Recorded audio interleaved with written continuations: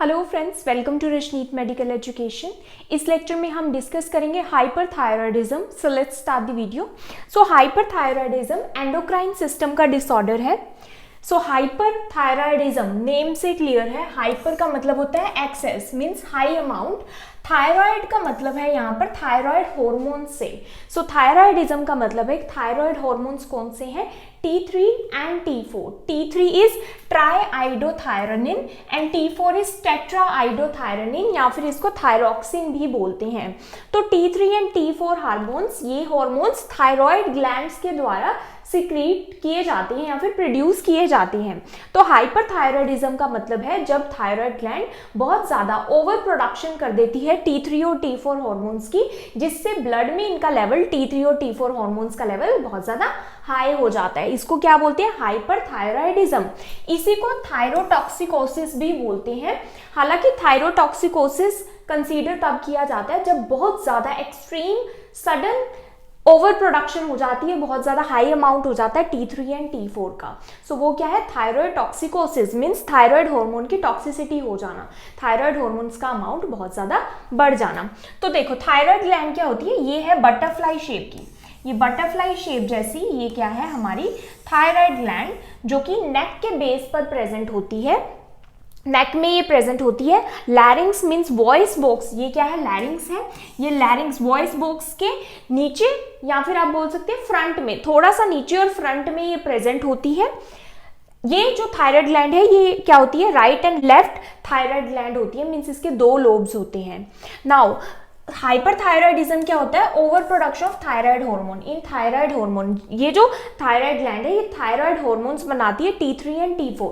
अब ये जो हार्मोन्स है किसके इन्फ्लुएंस में बनते हैं? आयोडीन। आयोडीन इसके लिए एसेंशियल है T3 और T4 हार्मोन्स की प्रोडक्शन के लिए। तो जो ऐसे प्लेसेस होते हैं जहां पर आयोडीन इतना नहीं मिलता, या फिर अगर डाइट में आयोडीन कम है तो क्या होगा? T3 और T4 की प्रोडक्शन नहीं होती। तो उन केसेस में क्या होता है कि उनको हाइपोथायरॉयडिज्म होता है, कि उनके T3 और T4 हार्मोन्स का लेवल लो रहता है। नाउ नेक्स्ट दीज हार्मोन्स, अब इन ये जो हार्मोन है T3 और T4 हार्मोन्स, थायराइड हार्मोन्स, ये क्या है? बहुत सारे फंक्शंस परफॉर्म करते हैं हमारी बॉडी में, जैसे कि एनर्जी का बनाना, मेटाबॉलिज्म को बढ़ाना।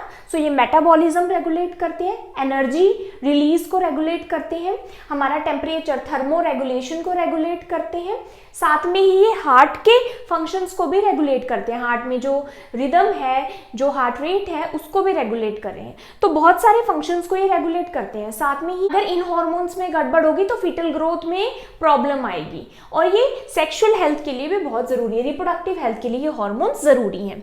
तो ये हार्मोन क्या कंट्रोल करते हैं? बॉडी का मेटाबॉलिज्म मेनली कंट्रोल करते हैं।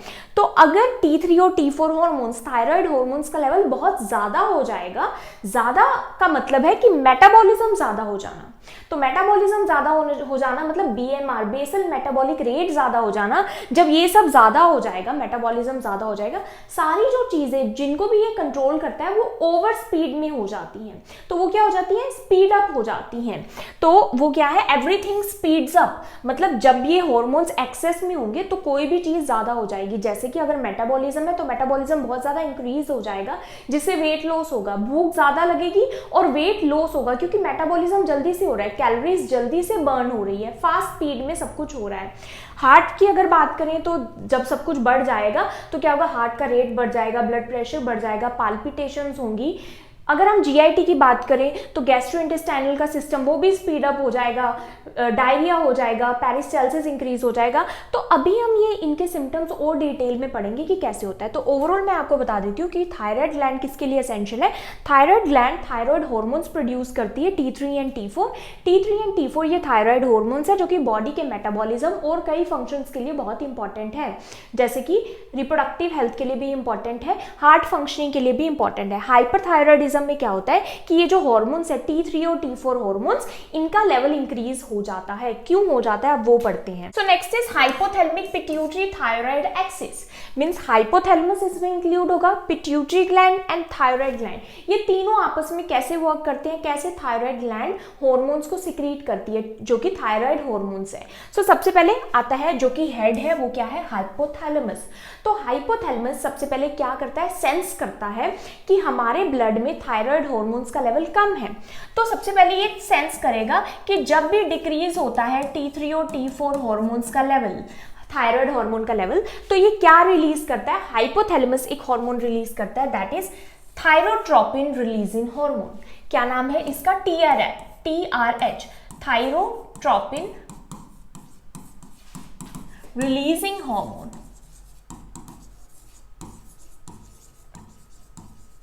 अब ये थायरोट्रोपिन रिलीजिंग हार्मोन क्या करता है, ये एंटीरियर पिट्यूटरी को स्टिमुलेट करता है। किसको, एंटीरियर पिट्यूटरी को।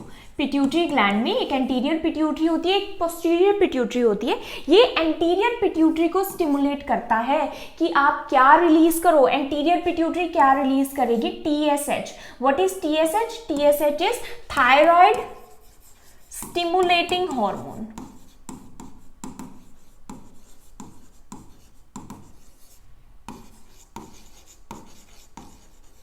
नाउ ये थायराइड स्टिमुलेटिंग हार्मोन क्या करेगा, नेम से क्लियर है, ये थायराइड ग्लैंड को स्टिमुलेट करेगा। तो ये हार्मोन क्या करता है, ये थायराइड ग्लैंड को स्टिमुलेट करता है, क्या प्रोड्यूस करने के लिए, T3 एंड T4 प्रोड्यूस करने के लिए। तो क्या होगा, जैसे ही थायराइड ग्लैंड स्टिमुलेट होगी, T3 and T4 that is thyroid hormones की प्रोडक्शन होने लग जाएगी एंड ब्लड स्ट्रीम में इनका रिलीज शुरू हो जाएगा।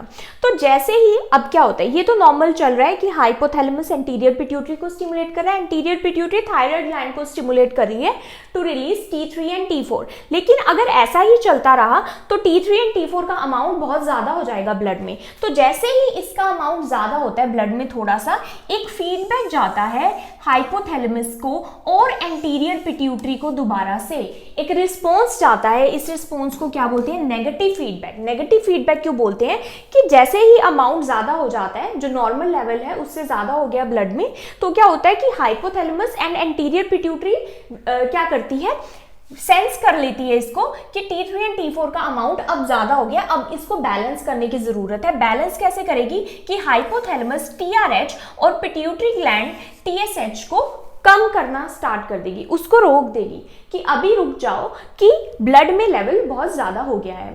तो जैसे ही ये रुकेंगे तो ब्लड में लेवल नॉर्मल आना स्टार्ट हो जाएगा, और जैसे ही दोबारा कम जाएगा तो क्या होगा कि हाइपोथैलेमस दोबारा से सेंस कर लेगा कि कम हो गया, तो ये TRH and then anterior pituitary TSH को and then thyroid gland T3 and T4 को रिलीज करना स्टार्ट कर देगी। तो इस तरह से ये मैकेनिज्म क्या है, चलता रहता है। अब हम पढ़ते हैं आगे, कोजेस क्यों हाइपरथायरॉयडिज्म होता है। तो इसमें कुछ प्राइमरी कोजेस है, कुछ सेकेंडरी। प्राइमरी का मतलब है कि जो थायराइड ग्लैंड है उसके इटसेल्फ थायराइड ग्लैंड में ही कुछ प्रॉब्लम है, जिसकी वजह से थायराइड ग्लैंड क्या कर रही है, ज्यादा हार्मोन्स प्रोड्यूस कर रही है, T3 एंड T4 ज्यादा प्रोड्यूस कर रही है। उसमें क्या आता है, ग्रेव्स डिसीज आता है, थायराइड नोड्यूल्स आता है, थायराइडाइटिस आता है। दूसरा क्या है, सेकेंडरी हाइपरथायरॉयडिज्म। सेकेंडरी कॉज क्या है कि पिट्यूटरी ग्लैंड जो है वो ज्यादा स्टिमुलेट हो गई है।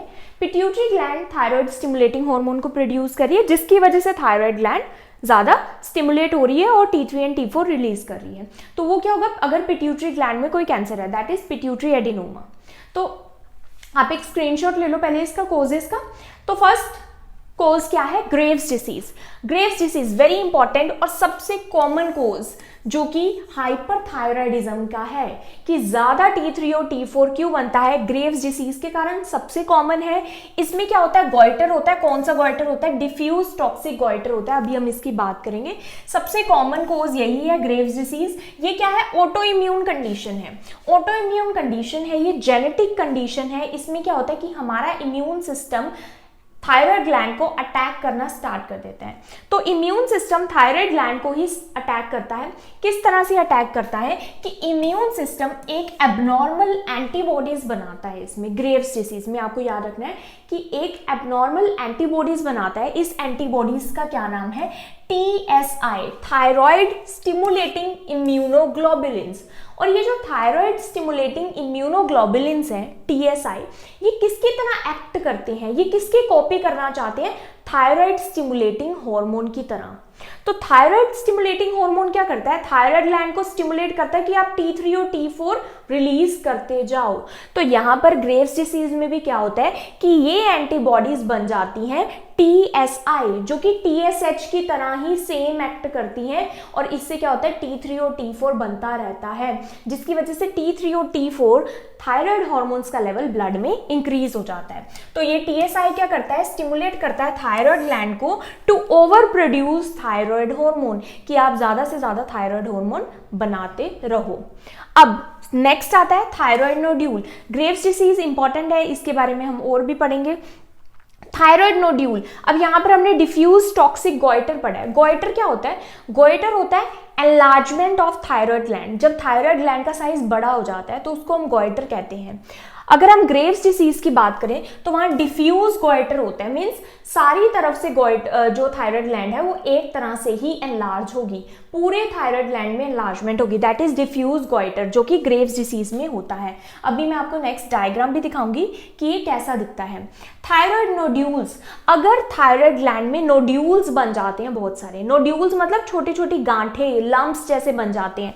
ये जो नोड्यूल्स है ना, ये लम्प्स, ये इंडिपेंडेंटली अपने आप से ही क्या करते हैं, बहुत ज्यादा थायराइड हार्मोन्स को प्रोड्यूस करते हैं।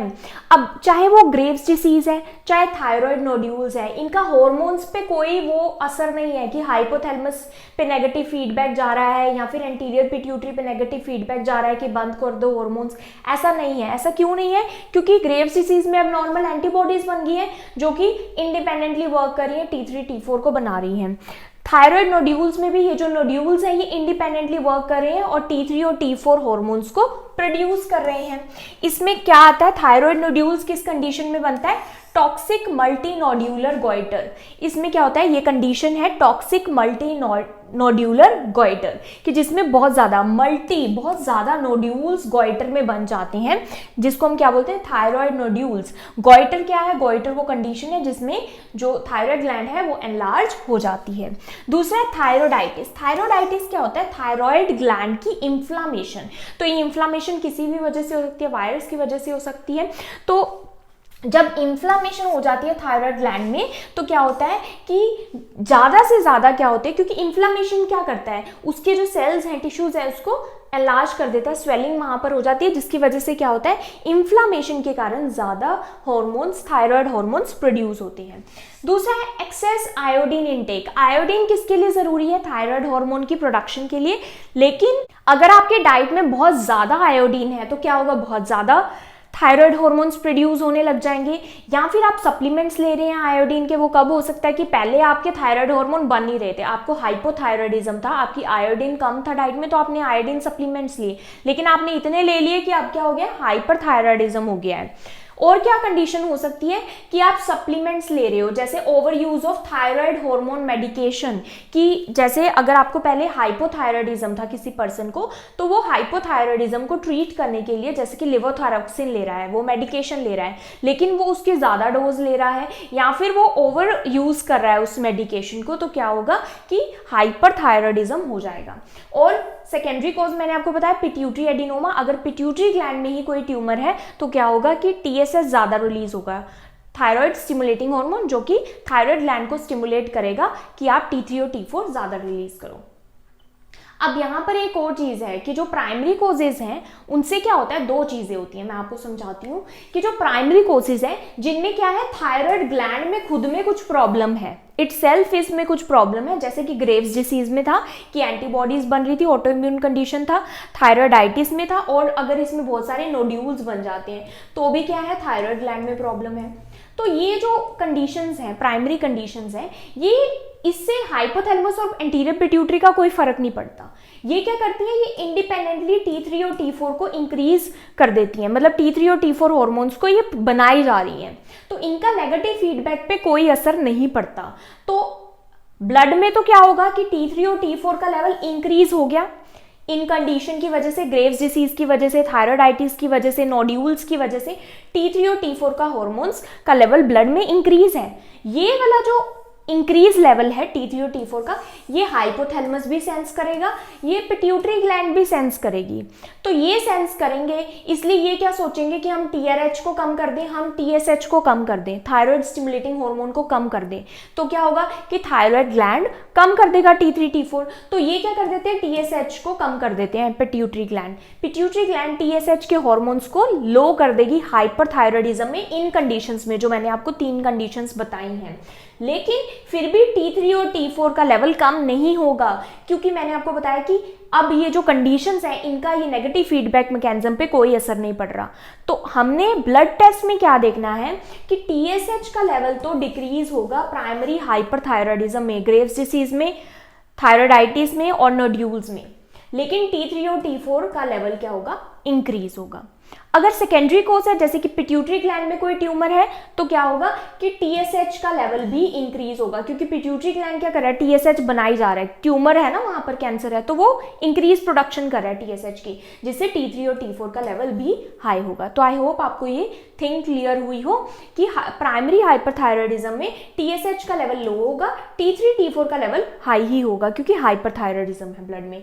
लेकिन अगर पिट्यूटरी ग्लैंड में कोई एडिनोमा है तो TSH का लेवल भी हाई होगा और T3 और T4 का लेवल भी हाई होगा। उसके बाद आता है sign and symptoms. Sign and symptoms आप इस चीज से याद रखेंगे कि जब भी थायराइड हॉर्मोन्स का लेवल ज्यादा हो जाएगा तो क्या होगा, सारी चीज की स्पीड जो है इंक्रीज हो जाएगी। तो एवरीथिंग स्पीड्स अप। जैसे कि मेटाबॉलिक कंडीशन पर क्या असर पड़ेगा, मेटाबॉलिक सिस्टम पर बेसल मेटाबॉलिक रेट इंक्रीज हो जाएगा। जब बेसल मेटाबॉलिक रेट इंक्रीज होगा तो मतलब कैलोरीज जल्दी बर्न हो रही है, स्पीड से डाइजेशन हो रही है, सब कुछ जल्दी जल्दी हो रहा है, तो वेट लॉस होगा। उसके साथ इंक्रीज एपेटाइट, भूख ज्यादा लगेगी, ज्यादा खाएगा पर्सन लेकिन फिर भी उसका वेट क्या है, लॉस हो रहा है। उसके बाद हीट इंटॉलरेंस, क्योंकि ये थर्मो रेगुलेशन को भी करता है कंट्रोल, प्लस साथ में ही बेसल मेटाबॉलिक रेट इंक्रीज है, जिसकी वजह से पर्सन को हीट इंटॉलरेंस रहेगी, गर्मी बर्दाश्त नहीं होगी, बहुत ज्यादा गर्मी लगेगी पर्सन को, हीट इंटॉलरेंस होगा और उसको कूल डाउन करने के लिए बॉडी क्या करेगी, एक्सेसिव स्वेटिंग करेगी। उसके बाद अगर हम कार्डियक सिस्टम पर बात करें तो सब कुछ इंक्रीज है, क्या पाल्पिटेशंस होगी, हार्ट रेट इंक्रीज होगा, हार्ट रिदम इंक्रीज होगी, पाल्पिटेशंस होगी, रैपिड हार्ट बीट, टैकीकार्डिया होगा, हाई ब्लड प्रेशर होगा। नर्स को क्या क्या मॉनिटर करना है, ये साइंस को मॉनिटर करना है, तो कोई भी चाहे फिजिशियन है, नर्सिंग स्टाफ है, हेल्थ केयर वर्कर, उसको ये साइंस को भी मॉनिटर करना है। ECG कर सकते हैं कार्डियक मॉनिटरिंग के लिए, ठीक है। उसके बाद वेट, डेली वेट्स चेक करने हैं। न्यूरोलॉजिकल बंदा इसमें क्या होगा, रेस्टलेस होगा, उसको रिलैक्सेशन नहीं मिलेगी, क्यों, बहुत ज्यादा इंक्रीज हो रही है मेटाबॉलिक चीजें।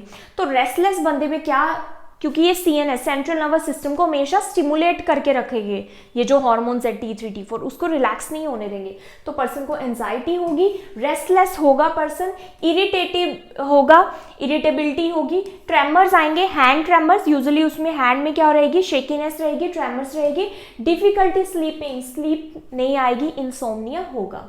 गैस्ट्रोइंटेस्टाइनल में भी क्या होगा, गैस्ट्रिक मोटिलिटी इंक्रीज हो जाएगी, जिससे डायरिया होगा, फ्रीक्वेंट बाउल मूवमेंट होंगे और पर्सन ओवर ईट करेगा। लेकिन उसको लगेगा नहीं, पर्सन ओवर ईट तो कर रहा है, जल्दी जल्दी डाइजेशन हो रही है, एब्जॉर्प्शन अच्छे से हो नहीं रही, वाटर का भी एब्जॉर्प्शन नहीं हो रहा। मस्कुलोस्केलेटन में अब देखो कि वेट लॉस हो रहा है, तो वेट लॉस हो रहा है, बॉडी को एनर्जी तो चाहिए, कहाँ से लेगी, मसल्स को ब्रेक डाउन करेगी, मसल में जो प्रोटीन है उसको ब्रेक डाउन करना स्टार्ट कर देगी, तो मसल क्या हो जाएंगे, थक जाएंगे, तो क्या होगा, मसल वीकनेस होगी, फैटीग, थकावट महसूस होगी, ओस्टियोपोरोसिस एंड फ्रेजाइल बोन्स, जो बोन्स है वो भी वीक हो जाएंगी। क्यों, क्योंकि T3 और T4 ये क्या करते हैं, बहुत ज़्यादा अगर इनका लेवल हाई है तो ये कैल्शियम को बोन्स से निकालते हैं, तो बोन्स वीक हो जाएंगी, कैल्शियम रिजॉर्प्शन ये करते हैं। ग्रेव्स डिसीज के अब स्पेसिफिक सिम्टम्स हैं, ये क्वेश्चंस यहाँ से आ सकते हैं कि ग्रेव्स डिसीज के स्पेसिफिक सिम्टम्स क्या हैं। तो ग्रेव्स डिसीज में एक होता है एक्सोथैल्मोस। एक्सोथैल्मोस क्या होता है, देखो यहाँ पर क्या लिखा है, ऑफ्थैल्मोस, मीन्स ऑफ्थैल्मो मतलब आई से रिलेटेड, तो इसको हम कैसे प्रोनाउंस करते हैं, एक्सोथैल्मोस बोलते हैं। तो इसका मतलब होता है बल्जिंग आई। बल्जिंग आई, आईज कैसी दिखेंगी, जैसे कि बाहर की तरफ प्रोट्रूड हो रखी है, निकल रखी है, जैसे आईज बहुत ज्यादा खुली हुई हैं, ऐसे बल्जिंग आईज दिखेगी। क्यों? क्योंकि जो आईज के पीछे के टिश्यूज हैं उनमें स्वेलिंग हो जाती है इसमें।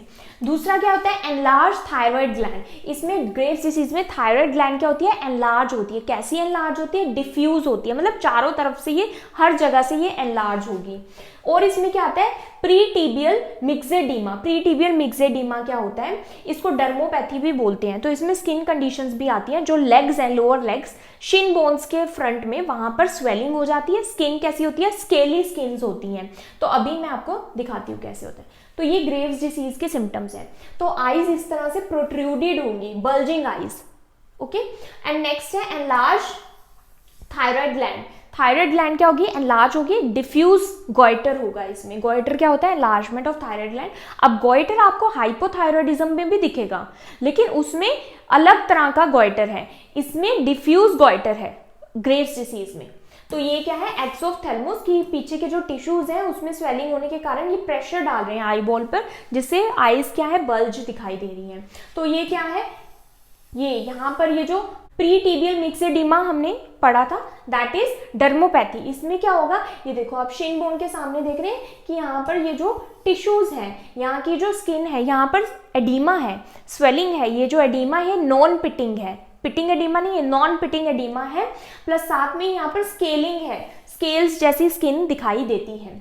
ये यहाँ पर ये जो गॉइटर है, ये गॉइटर क्या है? जो हमने नोड्यूलर गॉइटर पढ़ा था कि ये देखो ये क्या है? नोड्यूल्स हैं जो कि थायराइड ग्लैंड में बने हुए हैं। तो ये क्या है? Nodular goitre. सो ये हमने कंडीशन पढ़ी है हाइपरथायरॉयडिज्म में। अब उसके बाद आता है लाइट और इरेगुलर पीरियड्स। इसमें पीरियड्स भी इरेगुलर हो सकते हैं, रिप्रोडक्टिव हेल्थ पर भी इफेक्ट डालता है। साथ में ही थायराइड स्टोन क्या होता है? देखो ये एक कॉम्प्लिकेशन है हाइपरथायरॉयडिज्म की।